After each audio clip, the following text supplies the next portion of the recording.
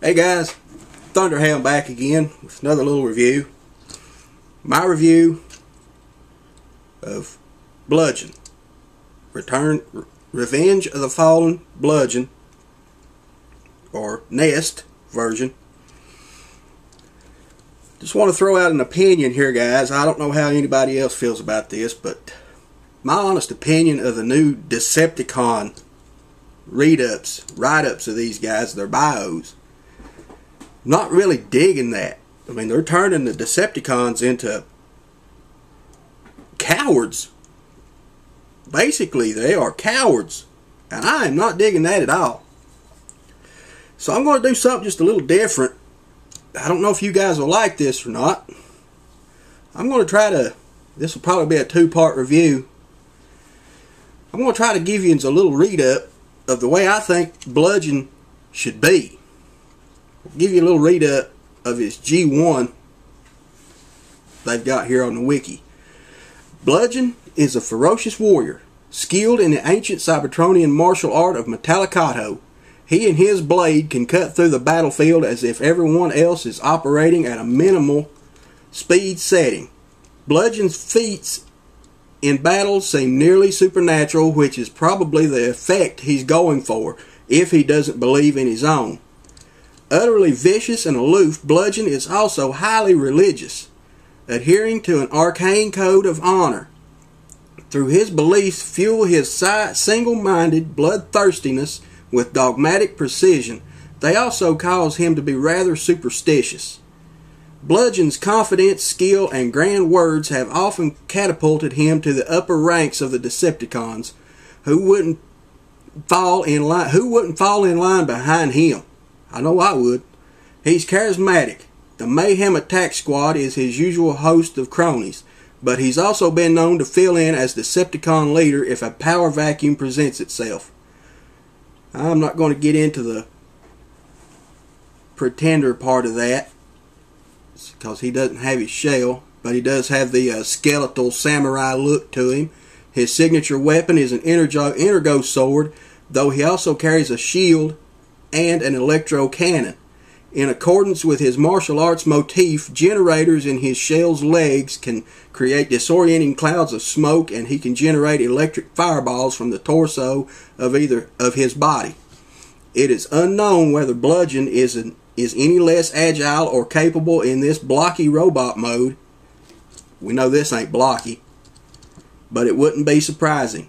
His motto is, "Prattling fool, your warrior heart is tainted by an idiot's tongue. Perhaps I shall remove both for you."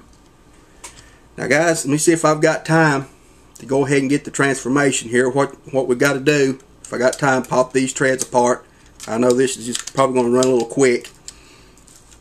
Does have 360 on the cannon. The treads are rubber. They just don't roll. Got these little puny wheels. My cannon wasn't too bent out of package. I've seen other reviews of the cannon being fairly warped. Mine's not in too bad a shape. So I'm going to twist the cannon, get it out of the way. Flip the back piece up. Bring all this back. Flip it up, flip it up. Bring this all back. Come around to the sides. Pop that loose. Do the same on the other side. Just pop it all loose. Then, what I do is I flip this up out of the way. Swing all this around. Bring the legs in. Nice little soft click there. Like I said, I'm not going to go into much detail. You guys have seen this. Probably seen this guy reviewed so many times and my cats are going wild again. We're going to bring the back piece out. Bring the foot down. Heel spur out. Bring that down, that up. Same on the other leg. Just bring everything to the front. Bring the foot out and around. Heel spur back. Now, like I said, I don't know if you guys are going to like that bio I threw out there, because in my opinion, they're just turning the Decepticons into cowards, and that just ain't right in my opinion. This new line is, I don't know what Hasbro's thinking, turning these guys into cowards. Now, come around here, if you can see it, just pop all this loose, swing it down, pop his hand loose, swing it down, out of the way, swing all this around, flip the shoulder pad down. I know I've not gotten to one certain part that everybody's, oh, you're leaving it out, you're leaving it out. No, I'm not. I'm saving it because I want to talk about that just a little bit before I get into it. Flip this all around. Get his hand out the way. Flip the shoulder pad down. Now, here is the fun part, and this is the scary part in my book. This is what I think is going to ruin this toy over time. Is this joint right here. On mine alone, this sucker is extremely tight. Guys, over time, I don't know if it's just mine or if everybody has that problem, but over time, enough of this up and down stuff, he is eventually going to break. And that worries me big time. We bring his little hands out, flip his little crotch piece down, bring this fist out and around. We bring his tank turret, we flip this little pad down, bring his tank turret around. Now, something else that I forgot to point out in transformation, due to this little piece right here, you get a little bit of automorph. This little sword holster pops out. What I mean by that, bring this sword out. Mine is just a little warped, but that's good. It's not that bad from what I've seen on most. Put that right in there just like so. We do come up here. He has a little bit of automorph feature back here. For this sword, his other little sword comes right out. We'll close that back up. Bring him around. Now, something else that I want to point out over time. If you can see this, these swords, this one's not too bad. You could probably just slide that one in. I usually don't. I try to leave it out. But over time, these fingers, this thumb, guys, over time, enough for going in and out of there, something right there is going to break.